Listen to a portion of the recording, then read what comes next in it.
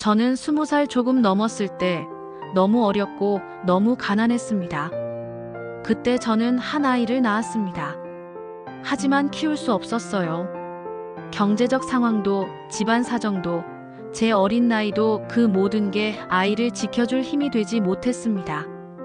병원 창가에 앉아 작은 아기를 바라보던 그날 밤, 제 눈에는 눈물이 끝없이 쏟아졌습니다. 엄마가 미안해, 정말 미안해. 작은 손을 꼭 잡고 있는 순간 심장이 찢어지는 듯 아팠습니다. 그때 마음속으로만 수없이 되뇌었습니다. 언젠가 꼭 다시 만나자. 그때까지 행복하게 살아주길. 그러면서도 이 작은 희망이 없었다면 아기를 보내는 순간 제 마음은 견딜 수 없었을 겁니다.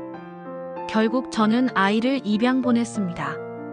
그 작은 보자기 속 울음소리와 함께 제 가슴 속 무거운 짐도 함께 떠나보냈습니다. 하지만 그날 이후 저는 과거를 숨겼습니다. 누구에게도 말하지 않았고 연인에게도 친구에게도 숨겼습니다. 결혼을 하고 딸을 낳고 가정을 꾸린 후에도 이 비밀은 저만의 짐으로 남아 있었습니다. 밤마다 잠들기 전 창밖을 바라보며 속으로 중얼거렸습니다. 혹시 어디선가 잘 살고 있을까, 행복하게 살아주길. 시간은 흘러 제 딸은 어느덧 대학생이 되었습니다. 밝고 똑똑하며 무엇보다 저에게 너무 소중한 존재였죠. 제가 늘 다짐했습니다. 다시는 과거 같은 실수를 반복하지 않겠다. 이 아이만큼은 내가 끝까지 지켜주겠다. 그러나 마음 한켠에는 여전히 어린 시절 입양 보낸 아이에 대한 불안이 있었습니다. 밤마다 가끔 악몽에 시달렸죠. 꿈속에서 울던 아기의 얼굴이 나타나면 숨이 막히도록 고통스러웠습니다. 하지만 겉으로는 평온한 가정을 유지했습니다.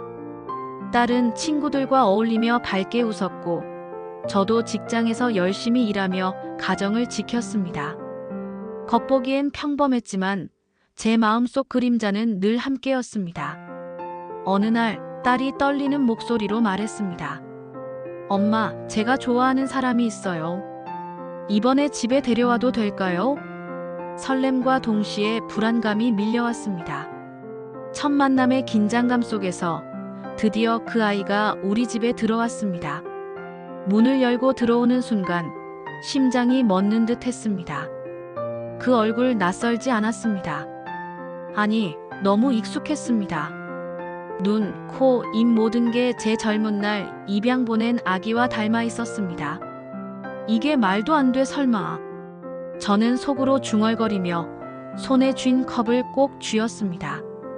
딸은 웃으며 손을 잡고 소개했습니다. 엄마, 이 사람은 이예요.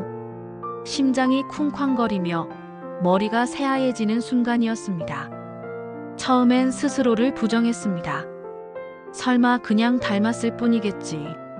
하지만 함께 식사하며 이야기를 나누는 동안 그의 말 속에서 작은 단서들이 하나둘씩 흘러나왔습니다. 저는 어릴 때 입양되었어요. 부모님도 절 정말 잘 키워주셨지만 제 뿌리에 대해선 아무것도 몰라요. 그 순간 제 손에서 젓가락이 떨어졌습니다. 온몸이 떨렸고 숨이 막혔습니다. 머릿속은 백지처럼 텅 비었습니다. 혹시 내 이름은? 제가 떨리는 목소리로 물었습니다. 그 아이는 조심스럽게 대답했습니다. 네, 제 원래 이름은 라고 들었어요. 바로 제가 그 아이에게 지어줬던 이름이었습니다.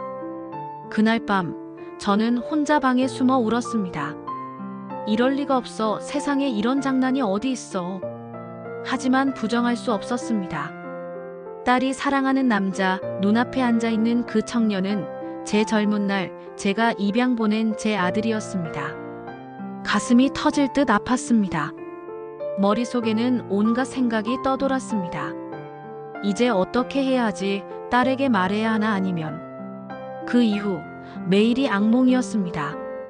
딸은 행복하게 남자친구 얘기를 했지만 제 속은 피로 물든 듯 했습니다.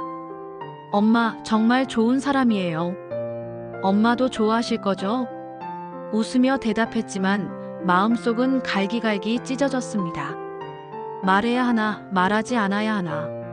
말하면 딸의 사랑이 산산조각 나겠지만 숨기면 더 큰 비극으로 번질 수도 있었습니다. 밤마다 거울을 보며 눈물을 삼켰습니다. 결국 저는 딸에게 진실을 털어놓기로 결심했습니다. 딸아, 내 남자친구는 사실. 말이 끝나기 무섭게 딸은 하얗게 질렸습니다. 그리고 이어진 건 상상도 못할 절규와 혼란이었습니다. 딸은 울부짖으며 방으로 달려갔고 그 아이는 충격에 아무 말도 못한 채 고개를 떨궜습니다. 그날 이후 우리 집은 지옥이 되었습니다. 딸은 저를 원망했고 아들과의 관계도 파국을 맞았습니다. 저는 매일 자책하며 살았습니다. 내가 왜 그때 아이를 보냈을까? 왜 운명이 이렇게 잔인할까? 가족 모두가 상처받고 웃음은 사라졌습니다. 저 혼자만의 눈물과 고통이 아닌 온 가족의 상처가 되었죠. 지금 이 이야기를 털어놓는 것도 마음의 짐을 조금이라도 덜고 싶기 때문입니다. 저는 여전히 두 아이에게 용서를 구합니다. 딸에게도, 입양 보낸 아들에게도. 그리고 하늘에 묻고 싶습니다.